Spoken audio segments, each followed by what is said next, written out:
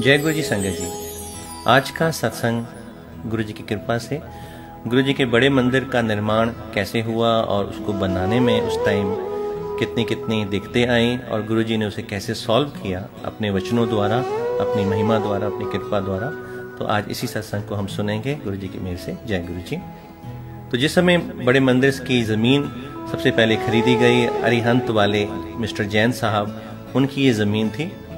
और जिस समय ज़मीन खरीद ली गई गुरु जी महाराज की कृपा से, और उस जगह को पहले, क्योंकि वहाँ पे बहुत पहाड़ी इलाका था, तो डायनामाइट से सारे पत्थरों को तोड़ा गया, प्लेन किया गया। प्लेन करने के बाद जिस समय अब बात आई पानी की कि कंस्ट्रक्शन के लिए पानी चाहिए, तो रघुवीर अंकल ने वरुण अंकल को कहा कि आप मालवीय नगर से एक जो उस टाइम की एक टेक्निक थी पानी ढूंढने की, तो उसको लेकर आए, डाउजर जिसे हम कहते हैं।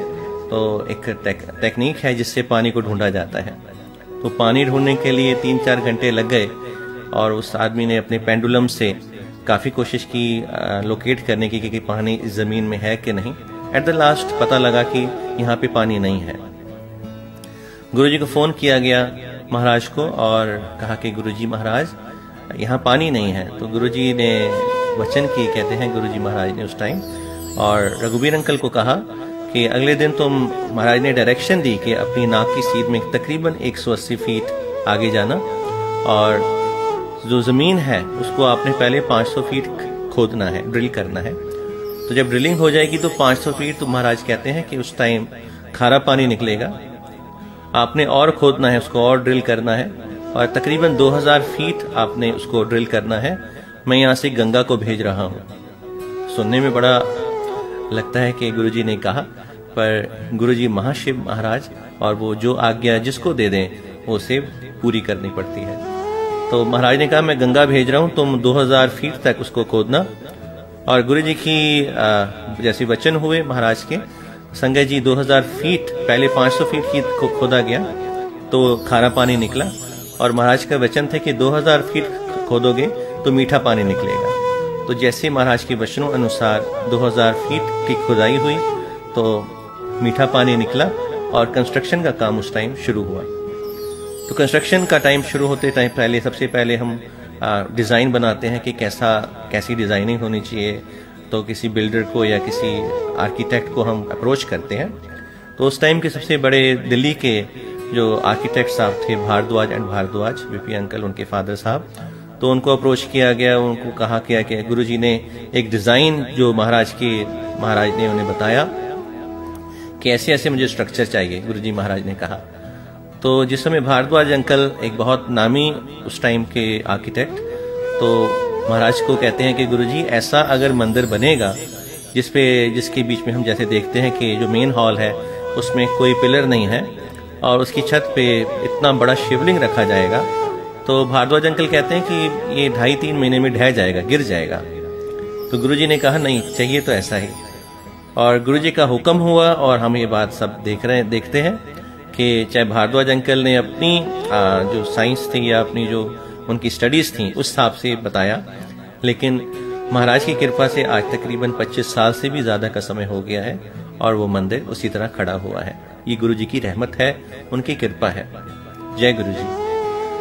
तो जिस समय गुरु महाराज की कृपा से वहाँ पे जो शिव जी की मूर्ति हम देखते हैं संगत जी, तो शिव जी की मूर्ति रखने के लिए भी जेसीबी वालों को बुलाया गया, और पहले दिन जब वो आए तो मूर्ति उनसे ना उठे, उनकी मशीन्स के द्वारा, बहुत हैवी थी। तो गुरुजी को फिर फ़ोन किया गया, महाराज उस समय भी जलंधर में थे। तो गुरुजी ने टाइम बताया, इस टाइम पे तुमने ये सब काम करना है। और अगले दिन फिर, थोड़े दिन बाद फिर जेसीबी वाले आए और उन्होंने अपनी मशीन्स के साथ, जिस समय गुरुजी ने, महाराज ने कहा था कि तुम ये इस टाइम पे तुमने करना है ये काम, और नीचे से मैं हाथ दे दूंगा।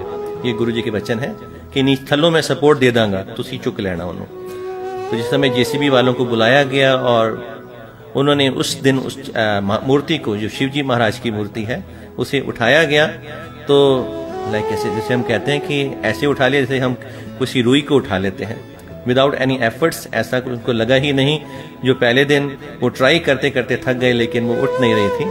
और जिस समय उस मूर्ति को उठाया जा रहा था तो बताया जाता है कि गुरु जी की उस शिव जी की मूर्ति के मुख से, उनके मुंह से ये आवाज निकली कि आराम से, और वो आवाज गुरु जी महाराज की थी।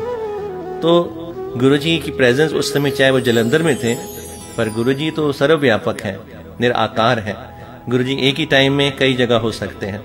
तो गुरु जी ने की कृपा से वो मूर्ति अपनी जगह पे स्थापित हुई और आज हम उस पवित्र धरती के दर्शन करते हैं।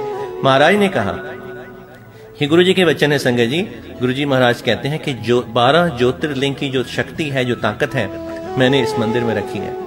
जो भी इसका दर्शन कर लेगा, जो इसके आसपास से भी गुजर जाएगा। गुरु जी ने ये भी यहाँ तक भी कहा था कि अगर 5 किलोमीटर की रेडियस में कोई यहाँ रहता होगा तो उसको कोई दुख तकलीफ, कोई परेशानी किसी तरह की नहीं होगी।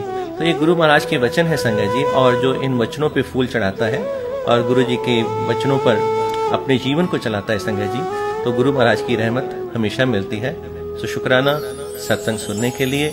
कोई गलती होगी हो तो गुरु जी महाराज क्षमा करें। जय गुरु जी संगत जी।